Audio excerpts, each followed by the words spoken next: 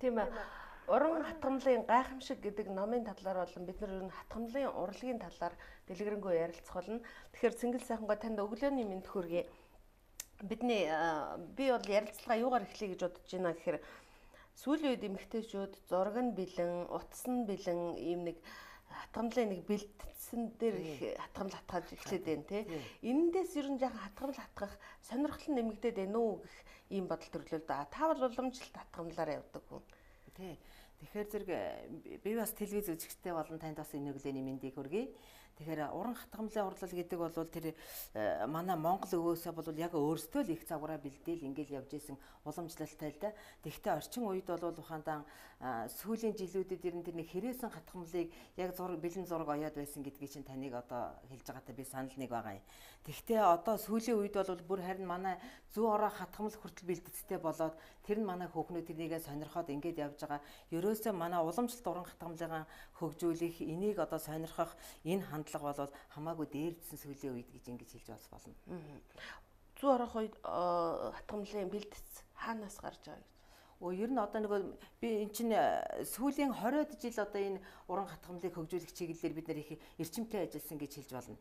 Манайх чинь 2005 онд уран хатгамлчдыг дэмжихийг нэгчгүй санаа төвгөж төрийн бас байгууллага байгуулад уран хатгамлчдын улсын уралдаан гэж 2 удаа боловсрол соёлын шинжилгээ ухааны яам, соёл урлагийн газар, Монголын эмэгтэйчүүдийн холбоо гэд соёлын өвийн төв гэд байгууллагатай хамтар зохион байгуулсан юм. Тэгээд тэрэнд бол хүмүүсийн анхаарлын хатгамлчдыг бас нэлээд урам зориг өгсөн.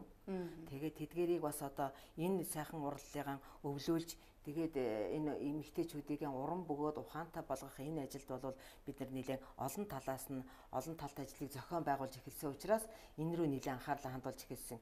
Тэгээд энд бас энэ одоо цахим мэдээлж хэлээ гэсэн бас их нөлөөлж байгаа. Одоо манай бүх хатгамлчд бол өөрийн гэсэн одоо Facebook хаягтай олон бүлэг байгуулагдсан. Энэ юмнууд бол бас хүүхнүүдийн маань бас энэ нэлээд анхаарлаа хандуулахад бас тусалж байгаа гэсэн. Одоо таны мэддэг танаа төвтэй харьцдаг таны зарим шавнар гэдэг яг хэдэн хатгамлч байна? Хатгамлчдын тоо бол ер нь зөвхөн зүү ороодог хүнийг бол бас нэг судлаач хүн судалж үзээд ер нь нийт хүн амын нэг 3% нь байна гэж ингэж гаргасан юм билээ. Тийм. Тэгээд тэрнээс хойш бол одоо би бас харьцангуй нэмэгдэж байгаа гэж ингэж бодож байна. Тэгэхээр зэрэг хатгамлын зүү ороо хатгамлынхаа одоо миний шавнар гэхэд ч л одоо 1000 гаруй хүн байна шүү дээ. Тэгэхээр зэрэг манай хатгамлчд бол нэртэй хатгамлчтай зөндөө олон байна. За тэгээд бас 90 хатгамлыг бол харин энэ ерөнхий боловсролын сургуулийн болон энэ боловсролын байгууллагуудад яг дагнаад ингээд хатгамлын чиглэлийн сургалт явуулдаг тийм дугуйлан хичээлдэг байсан тэр уламжлал бол бас харьцангуй тасарчаад байгаа. Одоо бол ихэнхдээ л өвлүүлж сургах, шавь сургалтаар бэлтгэх ийм сонирхож байгаа хүмүүсийн хүрээнд ингэж явагдаад байгаа. Тийм учраас энийг бид нар бас энэ төрийнхаа байгууллагын улсуудтай хамтарч ярих хэрэгтэй юм байна. Одоо ийм гоёмсог зүйлсийг өөрийн гараар хийнэ гэдэг мэдээж сайхан. Гэхдээ одоо бас хүмүүс их ач холбогдол талын их харж үздэг болж л дээ. Ямарваа нэг юмар хичээллэх, ямарваа нэг юм сонирхохтой. Жишээлбэл та энэ уран хатгамал хийнэ гэдэг эмэгтэй хүнд, төдий эрэгтэй хүнд ч гэсэн ямар ач холбогдолтой гэдгийг тайлбарлаж өгөөч бидэнд. Тэгэхээр одоо би энэ ном бичснээ би энэ 3 дахь ном юм байгаа. Энэ номоо бичих болсон одоо үндсэн шалтгаан нь бол манай эмэгтэйчүүд нөгөө миний түрүүчийн 2 номыг авч үзчихээ. Тэрэн дээрээ бол яг оёх арга технологиудыг дандаа зургаар илэрхийлээд байсан. Тэгээд энэгээр ийм бүтээл хийдэг гэдгийг тусгаад байсан. Гэтэл яг таны номноос одоо ингээл энэ зүү ороо хойдлыг би одоо ингээл яг энийг уншаал бие дагаа сурчих боломжтой юу гэж их олон хүн асуусан. Тэгээд тэрнтэй холбогдуулаад би энэ номынхаа өргөжүүлээд ерөөсөө энэ нэг 26-7 төрлийн хатгамлын урлах технологиг бичвэрээр, зургаар хийх бүтээлтийн тусгаж өгсөн юм байгаа. Тэгээд энэний ач холбогдол нь юу юм гэхээр энэ зэрэг ерөөсөө уран хатгамлын урлал бол бүр өвлж ирсэн хүний үеэс үүсэлтэй одоо ийм урлал шүү дээ. Тэгэхээр зэрэг энэний нийгмийн хувь хүний талаас нь, хамт олонны талаас нь, нийгмийн талаас нь аваад үзэх юм бол ерөөсөө хүний оюун ухааны хөгжлийн их сурвалж юм байна гэж. Гэхдээ энэ дотор ганцхан одоо уран хатгамал гэж хэлэхгүй л дээ. Гар урлал бол ерөөсөн ахын тэрийг хэрэгжилжсэн тэр их олон гар урлал бол бүгдээрээ хүний оюун ухааныг хөгжүүлэх, хүнийг хүн болгох энэ маш их тустай. Тэр дотроо яагаад уран хатгамлыг онцлоод байгаа юм гэхээр энэ зэрэг уран хатгамал бол бүх гар урлалын төрөл дотроос хамгийн их урт удаан цаг хугацаанд хийгддэг.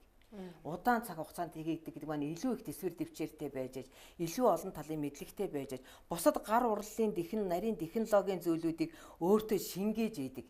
Ийм урлал юм байхгүй юу. Зүгээр би одоо онцлоод хэлэх юм бол баг одоо ухаандан уран зургийн эхлэлээс дараа нь одоо баг л энэ гар урлалын ихнэ гэж баг одоо хэлж болмоор.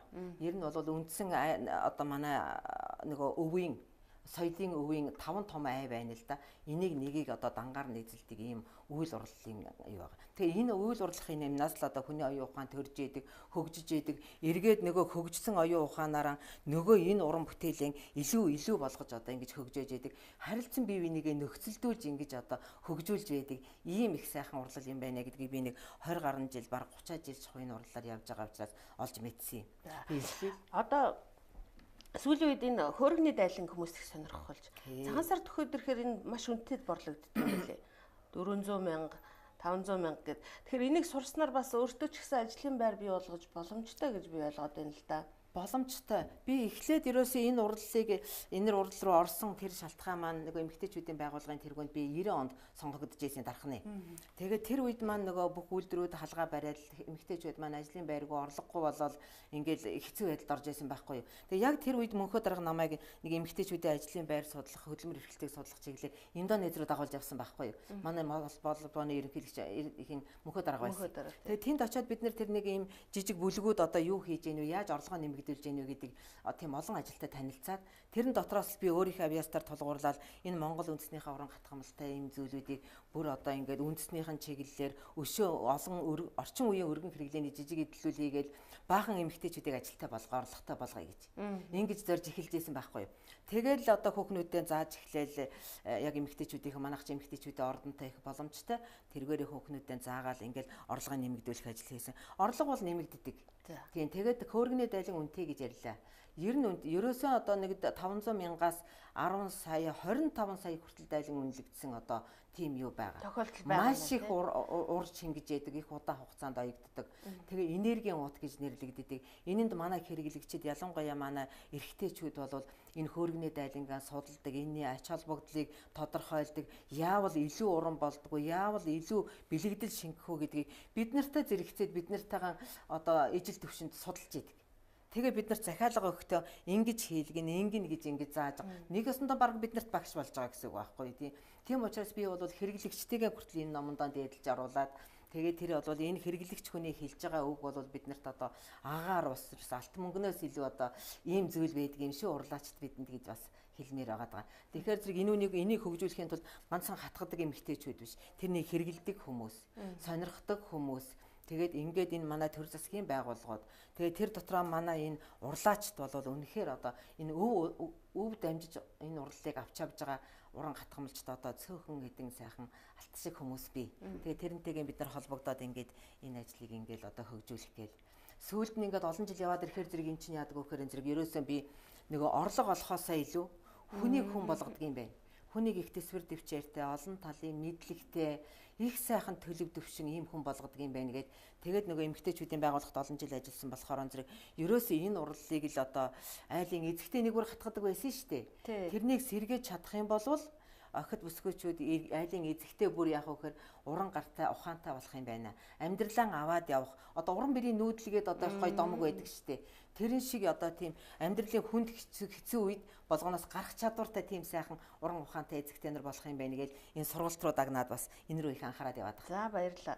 Та өнөөдөр 13 цагт номныхоо нээлтийг хийнэ гэсэн. Тэгэхээр бид нэр цоо шин номын нээлт болохоос өмнө бид нар амжиж үзэгчдтэйгээ уулзлаа. Энэ гайхамшигтай урлагийг, энэ гайхамшигтай үндэсний урлагийг авч яваа танд баярлалаа. За зочны ярилцлагын цаг хангарт студиэс шууд хүрлээ. Эргээд үүлэн солонготой холбогдъё.